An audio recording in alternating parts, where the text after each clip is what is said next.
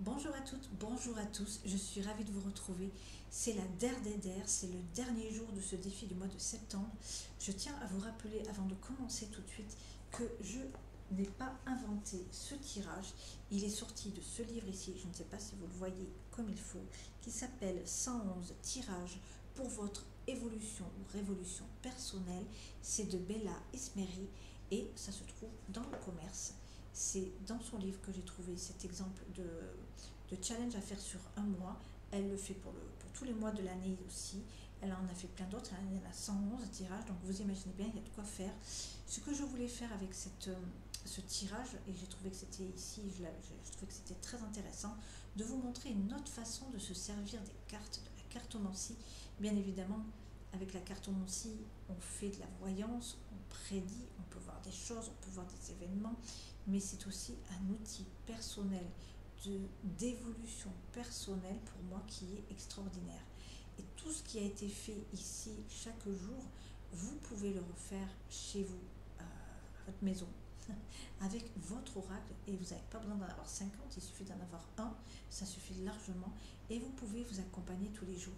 Ici, en faisant sur un mois, on a vu certaines lignes, certaines choses se sont détachées, et donc vous savez quand même plus ou moins vers où vous devez aller parce que ça a été fait sur un mois. Et chaque jour, avec ce qui avait été dit la veille, avec la carte que vous avez sortie la veille, on a sorti un petit fil conducteur et nous tirons le petit fil depuis un mois. Là, c'est le dernier jour. On reçoit un message concernant nos énergies et on va commencer tout de suite du coup avec les signes d'air. J'ai sorti, puisqu'on est dans l'énergétique, aussi une carte des cristaux pour chacun pour essayer de voir comment rééquilibrer certaines énergies puisque nous sommes dans l'énergétique. Allez, on regarde tout de suite ce qu'il en est. Je retourne. C'est la carte de la triade ici qui va nous donner une information sur l'énergétique ici. Ce que l'on voit ici, bon, ça fait allusion au parc et au destin et à la nécessité. Ici, ce que l'on vous dit, cher ami signe d'air, c'est que ce que vous êtes en train de vivre en ce moment est essentiel. C'est le moment de passer un cap. Il vous faut absolument passer un cap et passer cette épreuve que vous êtes en train de vivre ici. On a le fil du destin ici qui est là et qui est prêt à être délié en fait. Vous voyez, qui est en train d'être tiré ici. C'est à vous de voir, de reprendre votre destin en main ici. Il faut absolument passer le cap supérieur, passer à autre chose aussi, parce que ce que vous êtes en train de faire en ce moment ne convient pas. C'est ce que ici on ressent, c'est ce qui a été dit à plusieurs reprises. Les difficultés que vous rencontrez sont là pour vous montrer que vous n'êtes pas sur la bonne direction. Tout ce que vous rencontrez ici en ce moment, c'est que soit ce que vous faites, soit la manière dont vous le faites n'est pas ce qui vous convient. Ici, c'est surtout dans le domaine professionnel qu'il est question, puisqu'on l'a vu au fur des années, votre travail, votre manière en tout cas de faire votre travail ou de l'appréhender ou de vouloir le réaliser, vous épuise. Ici, il y a de grosses perturbations. Vous avez rencontré beaucoup de difficultés, vous êtes épuisé. Il y a des personnes ici qui sont proches du burn-out. Donc, ce que l'on vous dit, il est nécessaire de changer quelque chose. On a peut-être des personnes ici qui sont habituées à faire des to-do list interminables dont ils n'arrivent jamais au bout et sortent avec une frustration. Peut-être que c'est le moment pour vous de faire des to-do list beaucoup plus raisonnables avec très peu d'objectifs inscrits et vous les aurez cochés à la fin de la journée et vous serez satisfait. Peut-être qu'il vaut mieux un tien que deux tu l'auras, c'est vrai. Peut-être qu'en faisant juste en revoyant à la baisse un petit peu vos to-do list, vous pourrez peut-être être en mesure de les assumer, puisque là vous avez beaucoup de difficultés à assumer toute la somme de travail que vous vous êtes imposé vous-même ici. Donc c'est ce que l'on vous dit, changez votre façon de faire les choses pour vous afin de récupérer un petit peu de stabilité, parce que clairement ici il y a des grosses perturbations. On a beaucoup de... J'ai envie de dire que les perturbations ici, pour moi, ce que je ressens au niveau énergétique, c'est que clairement, nous avons des personnes ici qui sont fatiguées énergétiquement. Donc, je pense qu'on a dû... les forces ici, le chakra sacré ici qui doit être rééquilibré. Le racine, je vous en parle même pas. On a aussi très probablement du solaire et je pense aussi de la gorge. C'est les essentiels. Sachant que le chakra du cœur aussi On a les 5 chakras ici qu'il faut rééquilibrer, pour moi ici. Le chakra du cœur est essentiel pour pouvoir aller dans la spiritualité pour ceux qui le veulent. Hein. Il faut vraiment rééquilibrer tout cela ici pour vous. Donc en plus on a du bleu ici, moi je dirais que du violet, ouais ok on y est. On est dans quelque chose qu'il faut vraiment rééquilibrer. Il y a des grosses perturbations et là vraiment il y a beaucoup de choses à rééquilibrer. On va voir quel est le cristal qui vous est associé ici pour vous donner une petite piste. Peut-être que ça va mettre le doigt sur, effectivement, sur un chakra en particulier qu'il est nécessaire pour vous et peut-être prioritaire pour vous de rééquilibrer. Et pour moi, c'est le chakra racine puisque c'est le poids fossile et qui nous dit plus je développe ma stabilité, plus j'installe mes repères et plus chaque pas sur terre devient sûr et confiant. Ici, ça parle d'ancrage. Il faut vous ancrer, il faut vous rassurer. Et vous n'êtes pas en train de vous rassurer en faisant tellement de choses à la fois que vous n'arrivez pas à mener au bout vos projets. Peut-être que pour vous rassurer, il faut que vous arriviez à au moins en amener un à terme. Voilà pour vous, bois fossile. Donc en tout cas, c'est le chakra racine ici qui est priorisé. Et donc c'est tout ce qui est pierre noire ou pierre rouge foncée. Voilà ce que je pouvais vous dire. On va passer maintenant au signe feu. Et on va regarder quel est le message énergétique pour vous. Où est-ce que vous en êtes? Ok. On va mettre celle-ci. Et en fait, vous avez la reine de bâton à l'envers. Alors, la reine de bâton, c'est une carte qui est très associée, bien évidemment, à l'élément feu ici, puisque c'est une carte qui est associée au lion. Et ici, on va y voir toutes les caractéristiques du lion. Charisme, magnétisme, confiance en soi, leadership, toutes ces qualités, optimisme, énergie, dynamisme, vous voyez, leadership. Là, on est dans le leader vraiment exceptionnel qui porte les gens et des projets au bout de leurs bras. Ici, c'est à l'envers, donc toutes ces qualités-là sont atténuées ou exacerbées. Là où il y avait du charisme et là où on avait du dynamisme, on a du découragement et on n'a plus d'énergie. On peut y voir aussi un manque de confiance en soi, on n'arrive pas à réaliser, on n'arrive pas à fédérer, on est découragé, ou alors on peut être dans l'excès, dans l'autoritarisme et limite de la tyrannie ici. C'est complètement déséquilibré, donc soit on est dans l'excès, soit on est dans le plus rien. Vous voyez ce que je veux dire? Donc ici, tout cela est à rééquilibrer, à savoir que le chakra qui est relié ici au lion, c'est quand même le chakra du plexus solaire, que je pense pour ma part, qu'effectivement là il y a besoin aussi de reprendre confiance en soi ici pour certaines personnes. Donc celui-là pour moi sera vraiment essentiel, mais ça peut passer aussi pour la communication. Puisqu'ici quand même, vous voyez, il y a du leadership, donc on est en relationnel avec les autres. On va regarder tout de suite exactement ce qu'il en est pour vous. Ok, donc c'est la sodalite ici.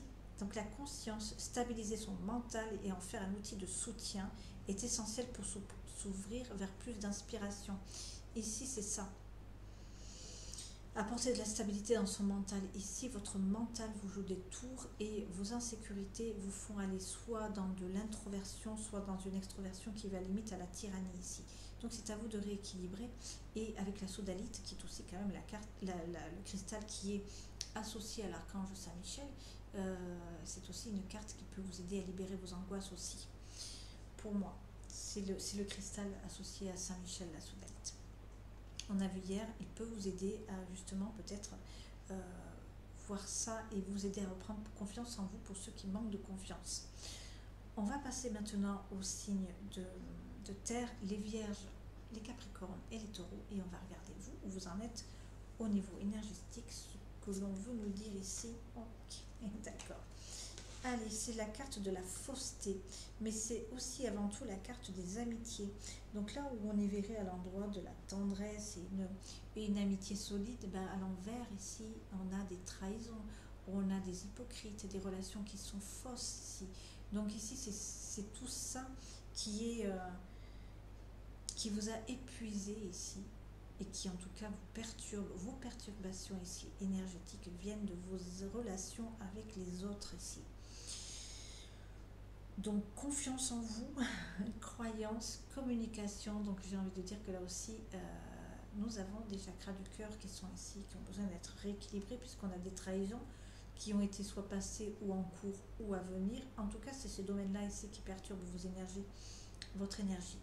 On va regarder de quelle manière vous pouvez rétablir votre énergie ici pour vous en ce moment. Ben voilà, on a du bleu, on a de la communication ici.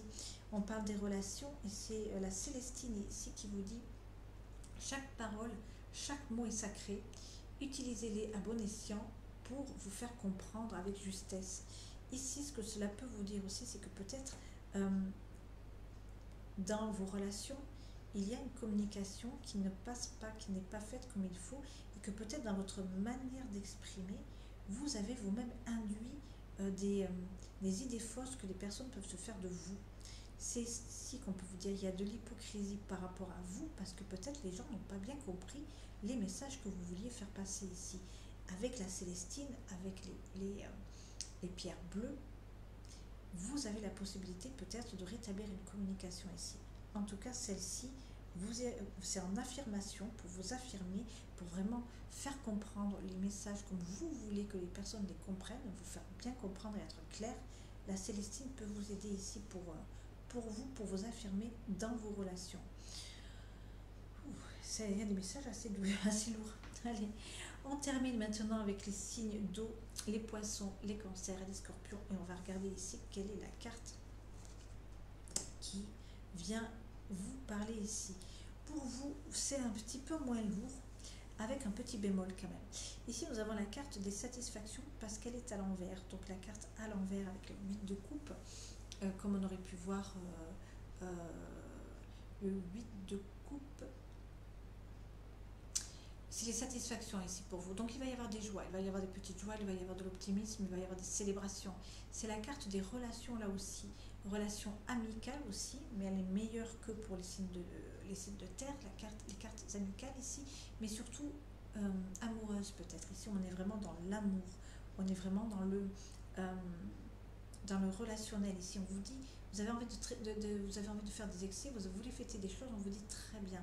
Cela étant dit, faites attention aussi à ne pas vouloir trop faire la fête. Réjouissez-vous, mais avec modération ici. C'est une carte qui vous pousse à vous modérer, à faire attention et à ne pas être trop dans l'excès ici. Vous avez une tendance à l'excès, mais ça c'est normal, vous êtes des signes d'eau, donc vous êtes débordant d'émotions et de passion. Ici on a des passionnés et des émotifs, on vous dit justement de modérer les liquides ici. Encore une fois, je l'ai déjà dit, mais ça parle vraiment de ça aussi, de faire attention aux excès au niveau des fêtes et des célébrations, et peut-être même dans les déclarations que vous faites à l'être aimé aussi. Ne vous enflammez pas trop. Ok. Et c'est l'améthyste ici qui vient rajouter une couche, puisque la carte de l'améthyste est une carte qui est aussi recommandée pour les addictions, et qui vont... à un moment donné, elle était connue pour ses propriétés dans tout ce qui était réduire par rapport à l'eau et à les boissons, voyez. C'était des choses pour ça aidait à lutter contre l'améthyste, hein. C'était vraiment une pierre qui était donnée pour les personnes qui étaient dans l'excès de liquide et de boissons. Donc ça, c'est vraiment ça. Aussi, au niveau spirituel, cette carte vous dit que l'imagination et la créativité sont le terreau d'un esprit libre et sans contrainte. Moi, je le verrais plutôt ici comme une carte d'apaisement de vos émotions pour justement ne pas aller trop dans les excès ici. Pour vous. C'est comme ça que je le ressens en tout cas ici, cette carte de l'améthyste pour apaiser justement vos excès, votre surplus ici. C'est une carte qui est très... C'est une pierre qui est très apaisante. Je bafouille un peu. Mais ça y est, je suis arrivée au bout. J'espère que ça vous a plu, cette expérience de 30 jours. Comme je vous le disais, il ne tient qu'à vous de vous faire votre petite expérience personnelle, de vous faire votre petite popote à la maison pour vous tirer votre carte tous les jours et vous approprier un oracle que vous avez envie de tester comme ça. Et vous allez voir, vous allez apprendre plein de choses sur vous et sur votre oracle. Je vous souhaite une bonne fin de week-end. Je vous dis à lundi pour un live à 17h30 et en attendant, je vous embrasse.